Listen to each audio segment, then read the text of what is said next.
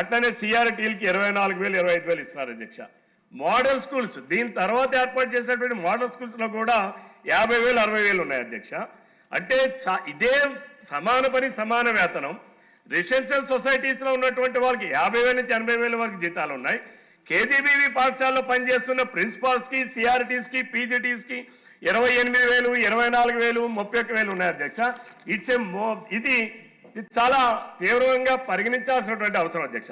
అలానే part time vocational అధ్యక్ష last అధ్యక్ష part time vocational and computer instructors అధ్యక్ష 2014 అపాయింట్ అయిన వాళ్ళకి 14,230 రూపాయలు ఇస్తున్నారు అధ్యక్ష.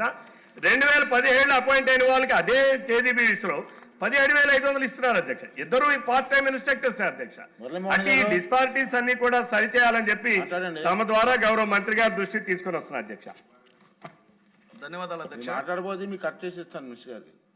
2 దశాబ్దాల కాలంగా డ్రాప్అవుట్స్ను పూర్తిగా నిర్మూలించడంలో అక్షరాస్యత శాతం పెంచడంలో కేజీబీఓలు కీలకమైనటువంటి పాత్ర పోషిస్తున్నాయి అధ్యక్ష. నేను మంత్రి గారిని మీ ద్వారా కోరేది ఏంటంటే డిఎస్సి అంటే తెలుగుదేశం ప్రభుత్వమే ఇచ్చినటువంటి డిఎస్సీల ద్వారానే ఈరోజు రాష్ట్రంలో ప్రతి విద్యార్థి కూడా బోధన జరుగుతుంది అధ్యక్ష. ఇలాంటి గణనీయమైనటువంటి మార్పును తీసుకొచ్చి ముఖ్యంగా orphans semi orphans SC ST బీసీలు చదువుకుంటున్నటువంటి పాఠశాలల్లో డిఎస్సి ద్వారా ఉపాధ్యాయుల నియామకం జరపడానికి అవకాశం ఉందా?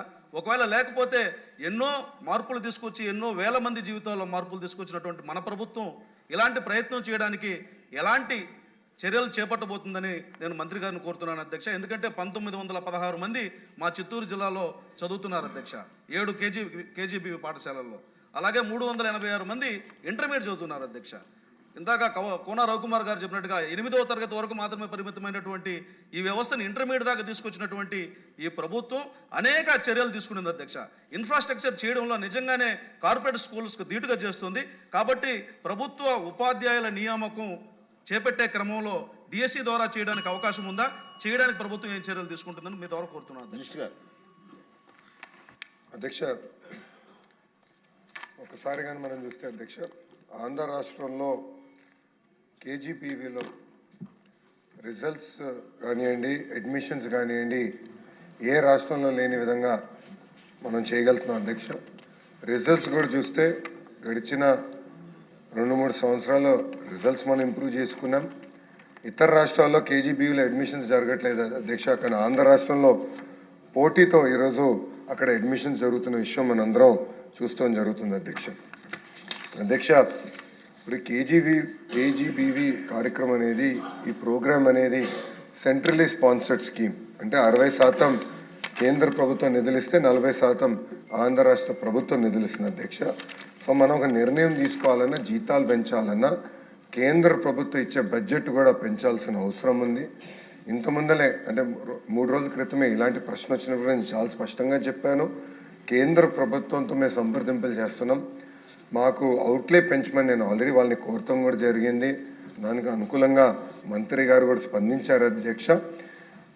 గతంలో అన్నట్టు ఇప్పుడు ఎంటీఎస్ అనేది పెద్దలందరూ కోరారు. దానికి కేంద్ర ప్రభుత్వం కూడా ఒప్పుకోవాల్సిన అవసరం ఉంది. సుమారుగా 11,000 మంది ఈ వ్యవస్థలో పనిచేస్తాం జరుగుతుంది అధ్యక్ష. ఇది 11,000 మందికి సంబంధించిన విషయం. ఇది ఒకరికో ఒక 500 మందికి సంబంధించిన విషయం కాదు. సో ఆర్థికంగా మన కేంద్ర ప్రభుత్వంతో సంప్రదింపులు చేసిన తర్వాత వాళ్ళు ఒప్పుకున్న తర్వాతనే మనం ఇది అమలు చేయగలుగుతున్నాం. ఈ మ్యాటర్ ఆల్రెడీ హైకోర్టులో సబ్జుడిస్ అధ్యక్ష. హైకోర్టులో ఈ పిటిషన్ కూడా ఇప్పుడు వాళ్ళు పిలుస్తాం జరుగుతుంది. అక్కడ పిటిషన్ని రివ్యూ చేస్తాం కూడా జరుగుతుంది అధ్యక్ష. ఈ పిఏబి కేంద్ర ప్రభుత్వం అప్రూవ్ చేసిన తర్వాత తప్పనిసరిగా జీతాలు పెంచే బాధ్యత మేము తీసుకుంటాం అధ్యక్ష. అంతేకాకుండా అధ్యక్ష గౌరవ సభ్యులు ఒక విషయం తెలియజేయదలుచుకున్నాను. 100% రిజల్ట్స్ బాగా వస్తున్నాయి. వాళ్ళ జీతాలు పెంచాల్సిన బాధ్యత అటు కేంద్ర ప్రభుత్వం పైన ఇటు రాష్ట్ర ప్రభుత్వం పైన ఉంది. దాంట్లో ఎలాంటి సందేహం లేదు. అది చెప్తూ నేను గౌరవ సభ్యులకు తెలియజేసేది ఏంటంటే ఇతర రాష్ట్రాలతో పోల్చితే మన రాష్ట్రంలోనే ఎక్కువ జీతాలు చెల్లిస్తాం జరుగుతుంది అధ్యక్ష. ఆల్రెడీ ఇతర రాష్ట్రాల కన్నా మనం ఎక్కువ ఇస్తున్నాం. చేయాల్సిన అవసరం ఉంది. నాకు ఇది అవగాహన ఉంది. గౌరవ సభ్యులు కూడా నన్ను కలుస్తాం జరిగింది. అందుకే నేను ధర్మేంద్ర ప్రధాన్ గారు కలిసినప్పుడు మాకు బడ్జెట్ పెంచమని నేను కోరటం కూడా జరిగింది అధ్యక్ష. అది తప్పనిసరిగా మేము ఫాలోఅప్ చేస్తాను గౌరవ సభ్యులు తెలియజేస్తున్నా. అంతేకాకుండా డిఎస్సి గురించి గౌరవ సభ్యులు ప్రస్తావించారు అధ్యక్ష. గతంలోనే గత సంవత్సరంలోనే 16,000 మంది ఉపాధ్యాయుల్ని మనం నియమిస్తాం జరిగింది. ఈ సంవత్సరం ఉగాది నాటికి మెగా జాబ్ క్యాలెండర్ ఇవ్వాలన్న లక్ష్యంతో మేము అందరం పనిచేస్తున్నాం. చెప్తాం చాలా తేలికైంది అధ్యక్ష. వర్టికల్ హారిజాంటల్ రిజర్వేషన్ చేయాల్సిన అవసరం ఉంది. ఇప్పుడు మళ్ళీ జోనల్ రీనోటిఫికేషన్ ప్రెసిడెన్షియల్ ఆర్డర్ వచ్చింది, రీనోటిఫికేషన్ చేయాల్సిన అవసరం ఉంది. మొత్తం అన్ని డిపార్ట్మెంట్లు కలిసికట్టుగా పనిచేస్తున్నాం. ఉగాదికి మళ్ళీ మేము జాబ్ క్యాలెండర్ విడుదల చేస్తాం. దాంట్లో ఉపాధ్యాయుల పోస్టులు కూడా ఉంటాయని గౌరవ సభ్యులు తెలియజేస్తున్నాం. క్వశ్చన్ నెంబర్ 1399 అండి వైసీపీ